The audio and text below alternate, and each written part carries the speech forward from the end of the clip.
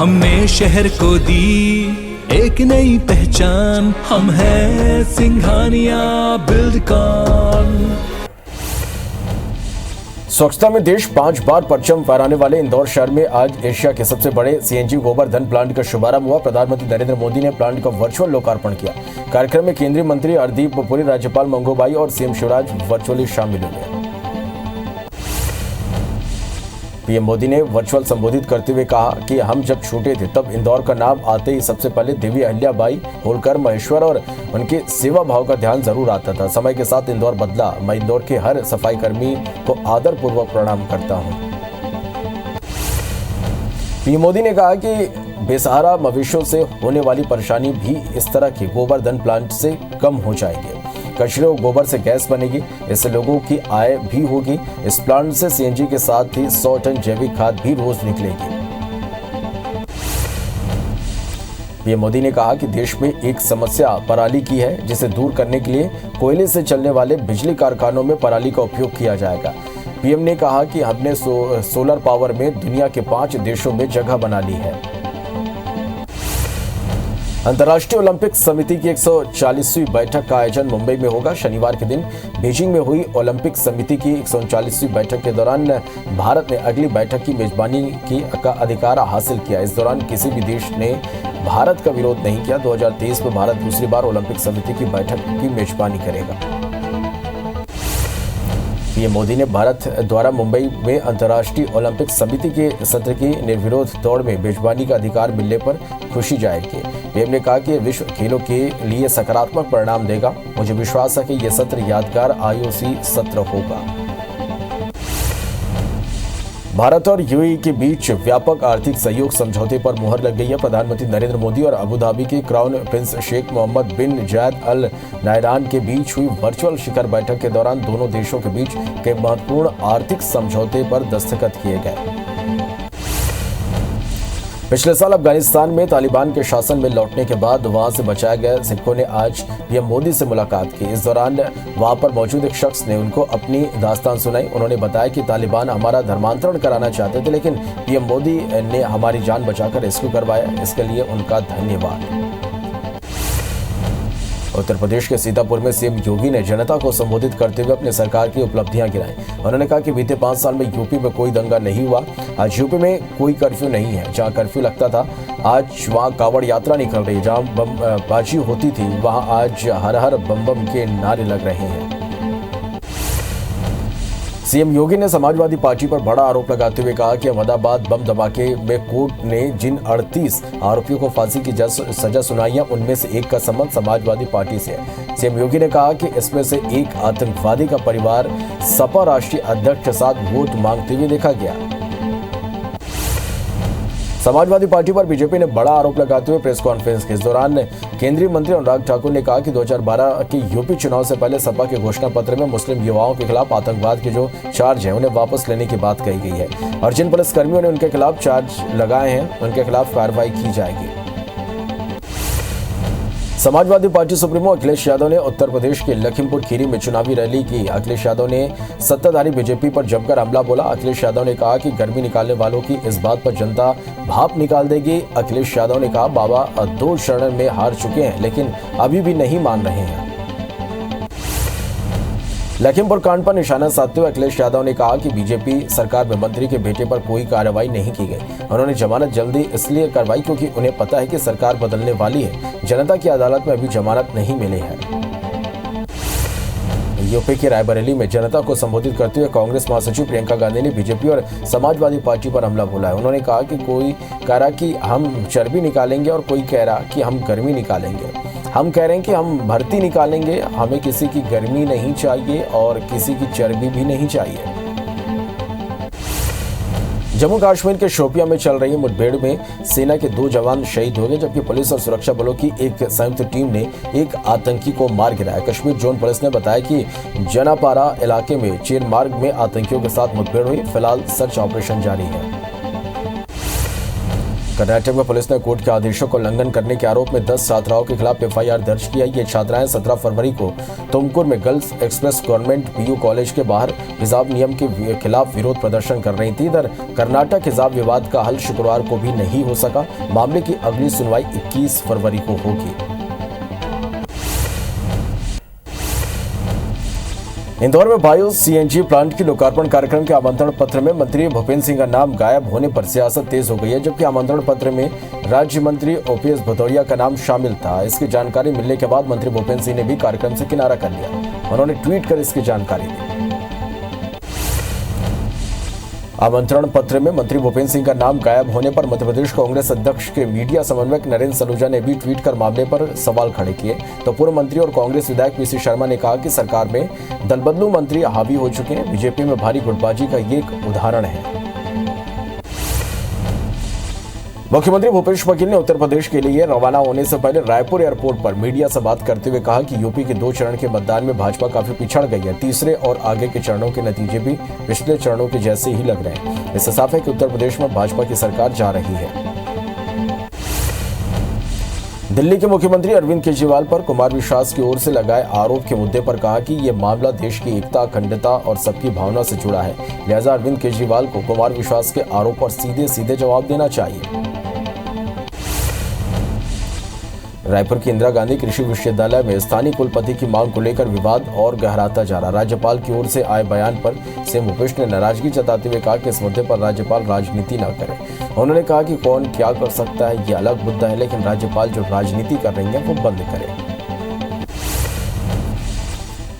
BJP की प्रदेश प्रभारी D पुरेंदेश्वरी ने कांग्रेस पर केंद्र सरकार की योजनाओं में भ्रष्टाचार करने का आरोप लगाया। डी पुरेंदेश्वरी ने जगदलपुर के संजय गांधी वार्ड में कांग्रेसी पार्षद पर प्रधानमंत्री आवास दिलाने के नाम पर पैसे लेने के मामले को उठाए। उन्होंने कहा कि जनता खामोश जरूर है, लेकिन चुनाव में कांग्रेस को सबक सिखाएगी। जगदलपुर में डी पुरेंदेश्वरी के दौरे को लेकर सीएम भूपेश बघेल ने निशाना साधा। उन्होंने कहा कि नगरीय निकाय चुनाव परिणाम से मिले सदमे से पुरेंदेश्वरी उबर गए, इसलिए फिर आई हैं, लेकिन जनता कभी भी बीजेपी को अपना आशीर्वाद नहीं देगी।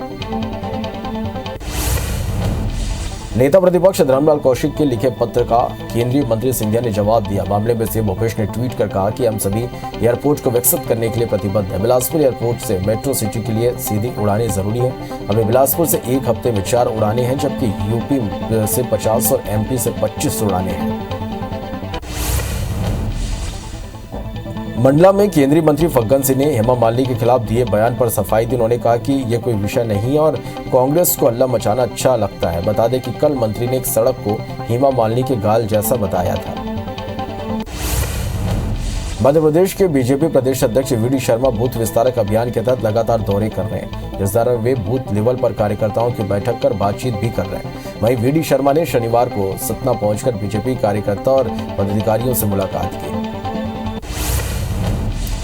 रायगढ़ की सांसद गोमती साय ने खाद की किल्लत को लेकर छत्तीसगढ़ सरकार पर निशाना साधा। उन्होंने कहा कि खरीफ सीजन में तो छत्तीसगढ़ में खाद की कमी थी, अब रबी फसल के लिए भी किसानों को रासायनिक खाद की किल्लत हो रही है। सांसद ने आरोप लगाया कि यह सब राज्य सरकार के चलते हो रहा है। राज्य सरकार को न तो किसानों की और न ही गरीब और आदिवासियों की चिंता है।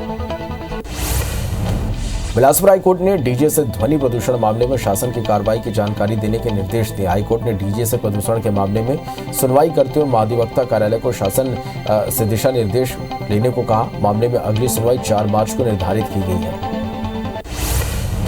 भारत और वेस्टइंडीज के बीच आज कोलकाता में T20 सीरीज का तीसरा और आखिरी मैच खेला जाएगा। मैच शाम 7 बजे शुरू होगा, जिसमें वेस्टइंडीज के सामने सम्मान बचाने की चुनौती होगी। वहीं भारत के पास इस मैच में जीत हासिल कर लगातार दूसरी सीरीज में सुपड़ा साफ करने का बेहतरीन मौका है।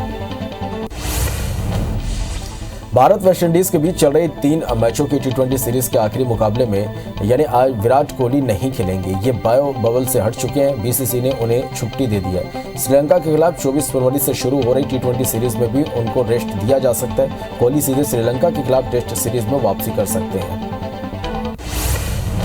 भारतीय टीम को टेस्ट टीम में नया कप्तान मिल गया। अब तीनों फॉर्मेट की कमान रोहित शर्मा के हाथ में होगी। भारतीय चयन समिति के अध्यक्ष चेतन शर्मा ने प्रेस कॉन्फ्रेंस कर इसका ऐलान किया। साथ ही श्रीलंका के खिलाफ खेली जाने वाली 3 मैचों की T20 और टेस्ट सीरीज के लिए भी टीम इंडिया का ऐलान कर दिया गया है। श्रीलंका के खिलाफ होने वाली टेस्ट और T20 सीरीज में बड़े बदलाव करते हुए सेलेक्टर्स ने टीम इंडिया के 4 बड़े खिलाड़ियों को बाहर कर दिया, जिसमें चेतेश्वर पुजारा, अजिंक्य रहाणे, ईशांत शर्मा और रिद्धवान साहब का नाम शामिल है। यूपी के सौरभ कुमार और 18 सदस्यीय टीम में जगह मिली है। IPL 2022 की शुरुआत 27 मार्च से हो सकती है और टूर्नामेंट का फाइनल मुकाबला 28 मार्च को खेला जा सकता है। मीडिया रिपोर्ट्स के मुताबिक IPL के सभी मुकाबले अहमदाबाद, मुंबई और पुणे के 6 मैदानों पर खेले जा सकते हैं। BCCI फरवरी के आखिरी हफ्ते में टूर्नामेंट का शेड्यूल जारी कर सकता है। यूक्रेन और रूस दोनों ने युद्ध की तैयारियां तेज कर दी है। रूसी सेना जहां बैलिस्टिक मिसाइलें लॉन्च करने का अभ्यास कर रही है, वहीं यूक्रेन के सैनिक जमीनी लड़ाई की तैयारी कर रहे हैं। इस पर अमेरिकी रक्षा प्रमुख लॉयड ऑस्टिन ने कहा कि रूस यूक्रेन पर हमला करने के लिए तैयार है। नई सैटेलाइट इमेज से पता चला है कि रूस ने यूक्रेन सीमा पर कई फाइटर जेट तैनात किए हैं। पूर्वी यूक्रेन में लगातार हो रहे बम धमाके के बाद अब वहां लोगों का पलायन शुरू हो गया। लोग बस और गाड़ियों में सवार होकर पोलैंड बॉर्डर की ओर रुख कर रहे हैं। इन लोगों की संख्या करीब 3 लाख है। इधर अलगाववादियों के हमले को देखते हुए रूसी कब्जे वाले इलाके में रह रहे लगभग 7 लाख लोग भी घर छोड़कर सुरक्षित जगहों के लिए निकल पड़े हैं। यूक्रेन में ऐसे भारी तादाद में लोगों के पलायन को देखते हुए रूस ने अपने इलाके में इमरजेंसी की घोषणा कर दी है। हालांकि रूस ने अपने लोगों की घर वापसी के लिए 400 सैनिकों और 150 गाड़ियों की तैनाती की है। रूस के इमरजेंसी डिपार्टमेंट का कहना है कि प्रवासी लोगों को लाने के लिए रेस्क्यू अभियान शुरू किया गया है। यूपी विधानसभा चुनाव के तीसरे चरण में 16 जिलों के 59 सीटों के लिए मतदान जारी है। मतदान सुबह 7 बजे से शुरू हो चुकी है, जो शाम 6 बजे तक जारी रहेगा। 59 सीटों पर 627 उम्मीदवार मैदान में हैं। इनमें 4 योगी के और 1 केंद्रीय मंत्री हैं। 2.15 करोड़ मतदाता अपने मताधिकार का इस्तेमाल कर उम्मीदवारों के भाग्य का फैसला करेंगे। पंजाब की सभी 117 सीटों के लिए मतदान जारी है। पंजाब विधानसभा चुनाव के लिए आज करीब 2.14 करोड़ मतदाता 117 सीटों पर किस्मत आजमा रहे हैं। 1304 प्रत्याशियों के भाग्य का फैसला करेंगे। प्रत्याशियों में 93 महिलाएं भी शामिल हैं। मतदान सुबह 8 बजे से शुरू हो चुका है, जो शाम 6 बजे तक चलेगा। मतों की गिनती 10 मार्च को होगी।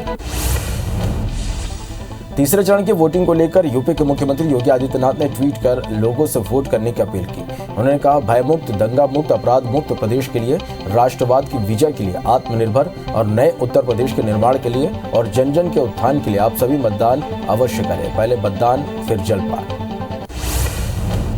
पंजाब की सभी सीटों और यूपी के तीसरे चरण के लिए हो रहे मतदान को लेकर मध्य प्रदेश के मुख्यमंत्री शिवराज सिंह चौहान ने ट्वीट कर लोगों से वोट करने की अपील की। उन्होंने कहा कि लोकतंत्र के महापर्व चुनाव में आप मतदान कर अपनी सहभागिता अवश्य सुनिश्चित करें। लोकतंत्र की मजबूती के लिए एक एक मत अमूल्य है।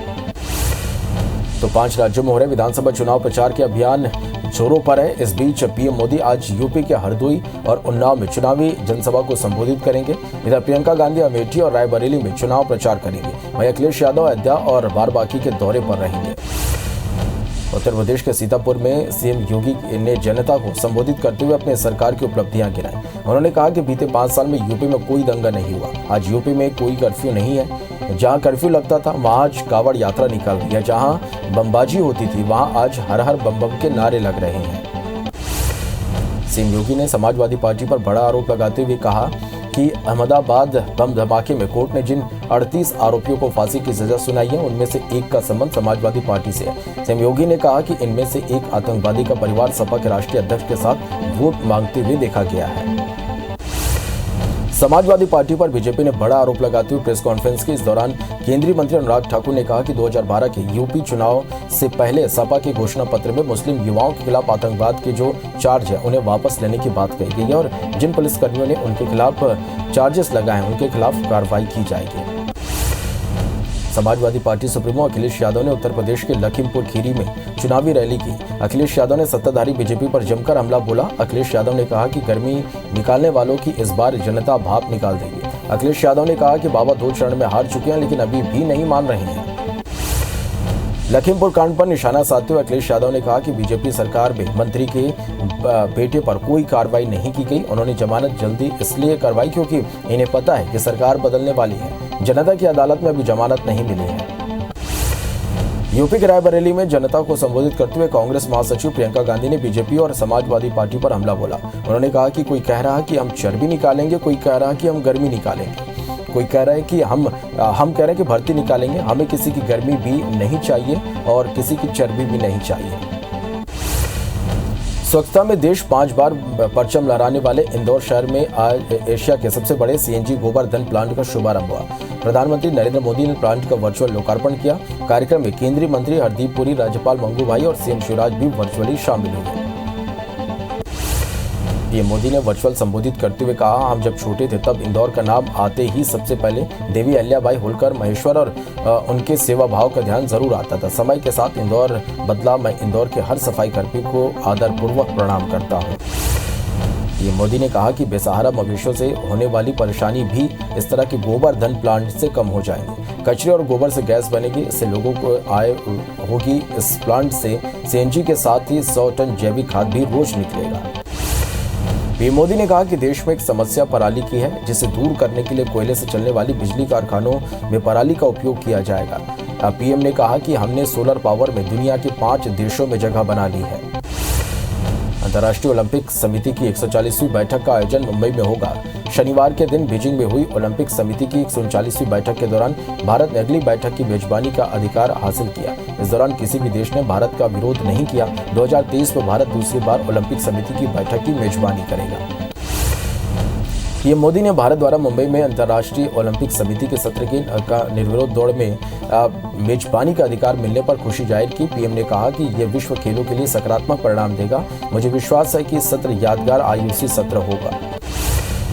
भारत और यूएई के बीच व्यापक आर्थिक सहयोग समझौते पर मुहर लग गई है। प्रधानमंत्री नरेंद्र मोदी और अबू धाबी के क्राउन प्रिंस शेख मोहम्मद बिन जायद नायहान के बीच हुई वर्चुअल शिखर बैठक के दौरान दोनों देशों के बीच इस महत्वपूर्ण आर्थिक समझौते पर दस्तखत किए गए।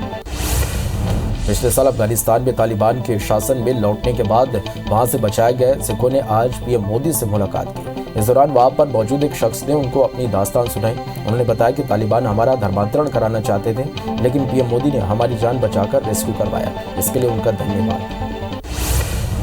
भारतीय विदेश मंत्री एस जयशंकर ने कहा कि बीजिंग ने सीमा समझौते का उल्लंघन किया है, जिसके बाद भारत के चीन के साथ संबंध बेहद ही कठिन दौर से गुजर रहे हैं। विदेश मंत्री ने कहा कि वर्तमान में जो सीमा की स्थिति है वही दोनों देशों के बीच संबंधों का निर्धारण करेगी। विदेश मंत्री ने ब्यूरिक सुरक्षा सम्मेलन में ये बात कही। विदेश मंत्री जयशंकर ने क्वाड को लेकर कहा कि बीते 20 सालों में क्वाड पार्टनर्स के साथ हमारे संबंधों में लगातार सुधार हुआ। ये 4 देश हैं जो आज मानते हैं कि अगर वो सहयोग करते हैं तो दुनिया एक बेहतर जगह होगी और अनिवार्य रूप से यही हो रहा है। साथ ही कहा कि आसियान के साथ हमारे संबंध अच्छे से बढ़ रहे हैं। विदेश मंत्री ने कहा कि बीते कुछ सालों में भारत की सभ्यताएं और प्रभाव बढ़ा है। जयशंकर ने MSC में हिंद प्रशांत का एक परिचर्चा में भाग लिया, जिसका उद्देश्य यूक्रेन को लेकर नाटो देशों और रूस के बीच बढ़ते तनाव पर व्यापक विचार विमर्श करना है। इस दौरान जयशंकर ने कई मंत्रियों के साथ बैठक भी की। जम्मू कश्मीर के शोपियां में चल रही मुठभेड़ में सेना के 2 जवान शहीद हो गए, जबकि पुलिस और सुरक्षा बलों की एक संयुक्त टीम ने एक आतंकी को मार गिराया। कश्मीर जोन पुलिस ने बताया कि जौनापुरा इलाके में चेर मार्ग में आतंकियों के साथ मुठभेड़ हुई। फिलहाल सर्च ऑपरेशन जारी है। कर्नाटक में पुलिस ने कोर्ट के आदेशों का उल्लंघन करने के आरोप में 10 छात्राओं के खिलाफ FIR दर्ज की है। ये छात्राएं 17 फरवरी को तुमकुर में girls express government PU college के बाहर हिजाब नियम के खिलाफ विरोध प्रदर्शन कर रही थीं। इधर कर्नाटक हिजाब विवाद का हल शुक्रवार को भी नहीं हो सका। मामले की अगली सुनवाई 21 फरवरी को होगी। मशहूर कवि कुमार विश्वास को केंद्र सरकार ने 22 श्रेणी की सुरक्षा दी है। बता दें कि कुमार विश्वास आम आदमी पार्टी के पूर्व नेता रहे, जिन्होंने दिल्ली के सीएम केजरीवाल को खालिस्तानी समर्थक बताया था। इसके बाद केंद्र ने उन्हें ये सुरक्षा दी है। कुमार विश्वास अब CRPF जवानों की सुरक्षा के घेरे में रहेंगे।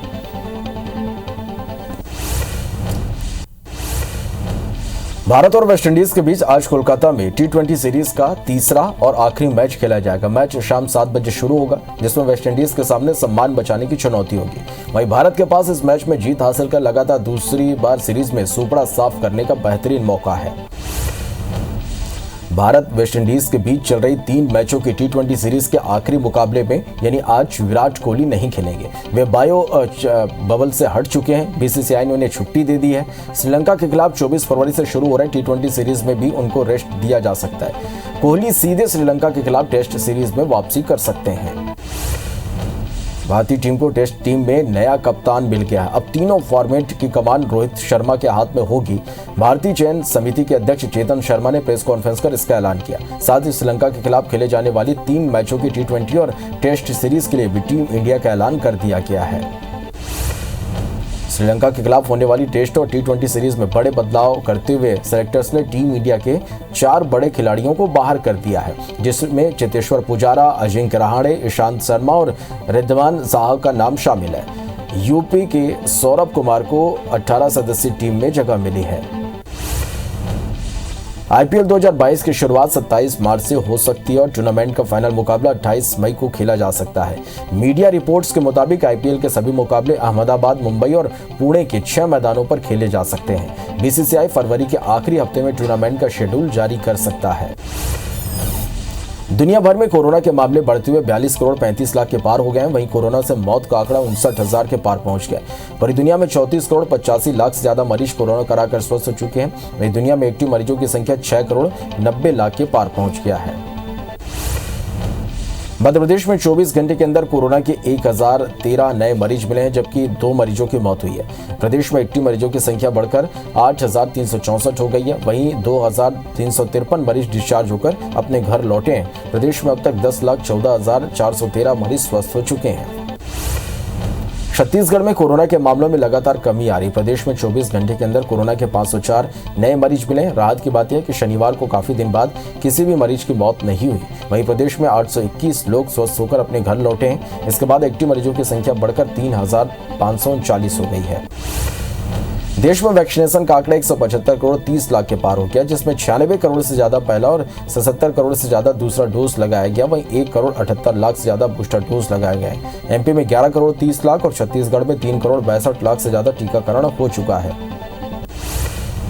बीजेपी प्रदेश प्रभारी डी पुरेंदेश्वरी के छत्तीसगढ़ दौरे का आज दूसरा दिन है। आज पुरेंदेश्वरी कोंडागांव जिला बीजेपी पदाधिकारियों की बैठक लेंगी। वहीं 21 फरवरी को कांकेर जिला भाजपा पदाधिकारियों की बैठक लेंगी। बता दें कि डी पुरेंदेश्वरी 3 दिवसीय दौरे पर पहुंची हैं।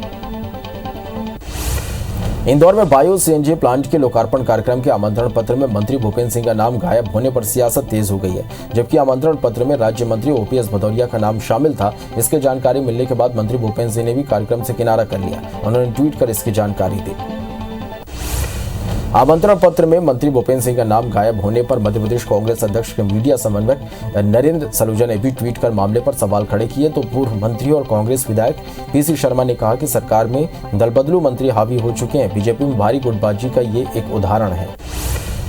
मुख्यमंत्री भूपेश बघेल ने उत्तर प्रदेश के लिए रवाना होने से पहले रायपुर एयरपोर्ट पर मीडिया से बात करते हुए कहा कि यूपी के 2 चरण के मतदान में भाजपा काफी पिछड़ गई है।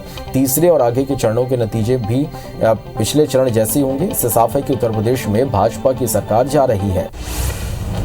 दिल्ली के मुख्यमंत्री अरविंद केजरीवाल पर कुमार विश्वास की ओर से लगाए आरोप के मुद्दे पर कहा कि यह मामला देश की एकता, अखंडता और सबकी भावना से जुड़ा है। लिहाजा अरविंद केजरीवाल को कुमार विश्वास के आरोप पर सीधे सीधे जवाब देना चाहिए। रायपुर के इंदिरा गांधी कृषि विश्वविद्यालय में स्थानीय कुलपति की मांग को लेकर विवाद और गहराता जा रहा। राज्यपाल की ओर से आए बयान पर सीएम भूपेश ने नाराजगी जताते हुए कहा कि इस मुद्दे पर राज्यपाल राजनीति न करें। उन्होंने कहा कि कौन क्या कर सकता है ये अलग मुद्दा है, लेकिन राज्यपाल जो राजनीति कर रही है वो बंद करें। यूक्रेन और रूस दोनों ने युद्ध की तैयारियां तेज कर दी है। रूसी सेना ने बैलिस्टिक मिसाइलें लॉन्च करने का अभ्यास कर रही है। वहीं यूक्रेन के सैनिक जमीनी लड़ाई की तैयारी कर रहे हैं। इस पर अमेरिकी रक्षा प्रमुख लॉयड ऑस्टिन ने कहा कि रूस यूक्रेन पर हमला करने के लिए तैयार है। नए सैटेलाइट इमेज से पता चला है कि रूस ने यूक्रेन सीमा पर कई फाइटर जेट तैनात कर दिए हैं। पूर्वी यूक्रेन में लगातार हो रहे बम धमाके के बाद वहां से लोगों का पलायन शुरू हो गया। लोग बस और गाड़ियों में सवार होकर पोलैंड बॉर्डर की ओर रुख कर रहे हैं। इन लोगों की संख्या करीब 3 लाख है। इधर अलगाववादियों के हमले को देखते हुए रूसी कब्जे वाले इलाके में रह रहे लगभग 7 लाख लोग भी घर छोड़कर सुरक्षित जगहों के लिए निकल पड़े हैं। यूक्रेन से भारी तादाद में लोगों के पलायन को देखते हुए रूस ने अपने इलाके में इमरजेंसी की घोषणा कर दी है। हालांकि रूस ने अपने लोगों की घर वापसी के लिए 400 सैनिक और 150 गाड़ियों की तैनाती की है। रूस के इमरजेंसी डिपार्टमेंट का कहना है कि प्रवासी लोगों को लाने के लिए रेस्क्यू अभियान शुरू किया गया है। कनाडा में वैक्सीन की अनिवार्यता और प्रतिबंधों के खिलाफ लगातार हो रहे विरोध प्रदर्शन को 3 हफ्ते हो गए। वहीं करीब 22 दिन में पहली बार ऐसा हो रहा है जब कनाडा सरकार इसे कुचलने की कोशिश में लगी है। सरकार ने ट्रक ड्राइवरों के फ्रीडम कॉन्वॉय को हटाने के लिए घुड़सवार जवान छोड़ दिए हैं, साथ ही 100 से ज्यादा लोगों को गिरफ्तार किया गया है।